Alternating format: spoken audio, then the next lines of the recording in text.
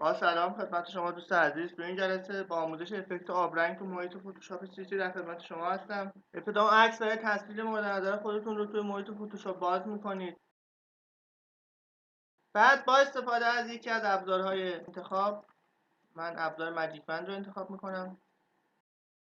شروع به انتخاب دور تصویر خودتون میکنید. در حقیقت میخوام عکس رو دورگیری کنم.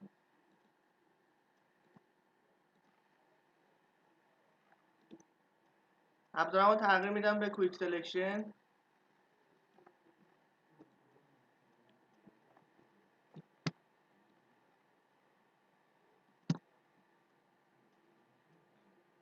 ناحیه انتخابی رو معکوس میکنم با کلیدهای ترکیب کنترل و شیفت و آی.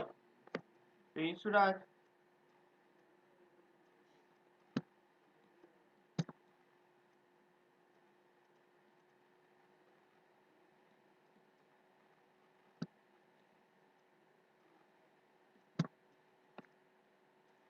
الان دور تصویر من انتخاب شد دوست عزیز.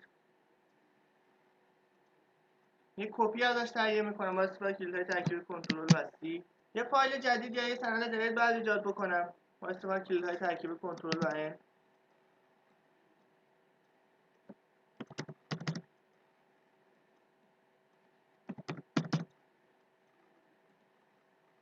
اون قسمت تصویری که کپی کرده بودم با استفاده از کلیدهای ترکیب کنترل و وی اینجا پیست میکنم. کلیدهای ترکیب کنترل و تی رو میگیرم، رایت کلیک میکنم، گزینه فیلیپ هوریزونتال رو انتخاب میکنم. به این صورت به منو ایمیج میرم، قسمت ادجاستمنت و گزینه برایتنس کانترست رو انتخاب میکنم.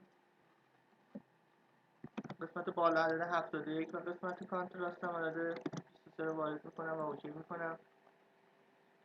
از این لایه خودم در حقیقت این لایه تصویر خودم یک کپی دیگه با استفاده از کلیدهای ترکیب کنترل و جی تهیه میکنم دوست عزیز.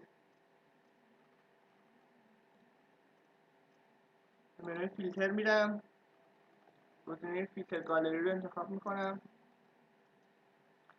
و از این قسمت گزینه واترکالر رو انتخاب میکنم. تو قسمت براش تیل عدد 12، قسمت شادو عدد 1 و قسمت تکسچر هم عدد 2 رو وارد میکنم، اوکی میکنم. به این صورت لایه 1 خودم رو مجددا انتخاب میکنم، اینا ایمیج، گزینه ادجاستمنت و این گزینه رو انتخاب میکنم و تو این قسمت عدد 152 رو وارد میکنم و اوکی میکنم.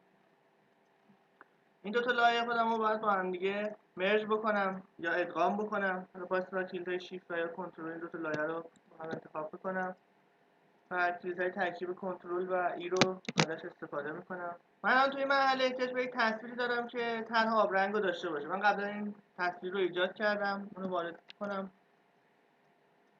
طرح آبرنگ هستش به این صورت.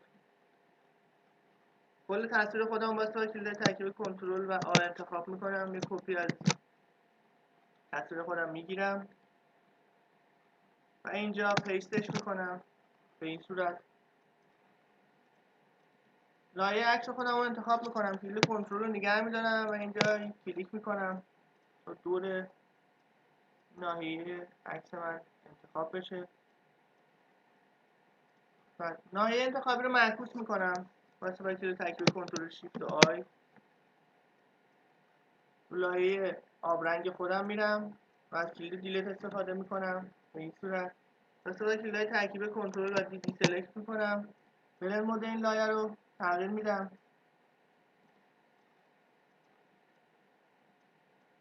یه لایه ماسک اضافه میکنم به این لایه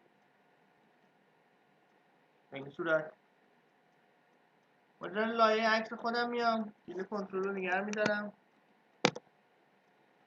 و این لایه رو انتخاب میکنم، مجددا کپی میگیرم مثلا کلید ترکیب کنترل وستی، کلید آلت رو نگه میدارم و روی لایه ماسک کلیک میکنم. به منوی ادیت میرم، قسمت پیست اسپشیال و گزینه پیست این پلیس رو انتخاب میکنم به این صورت. و کلیدهای ترکیب کنترل و آی رو ازشون استفاده میکنم. این صورت سلکت میکنم مجددا واسه کلید ترکیب کنترل و دی. لایه عکس خودم رو مخفی میکنم به این صورت. خب من برای بک این قسمت از کار خودم احتیاج به یک تصویر دیگه ای دارم. اون تصویر رو مجددا وارد میکنم. این تصویر هستش، کلش کپی میگیرم، پیست میکنم،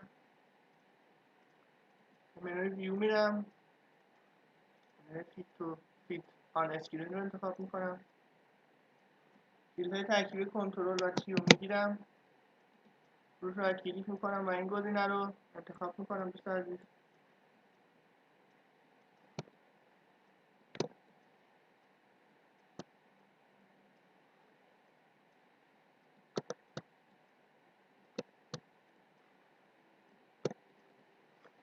کلیدهای ترکیب کنترل و صفر رو میگیرم. بلند مدل لایه رو باید تغییر بدم.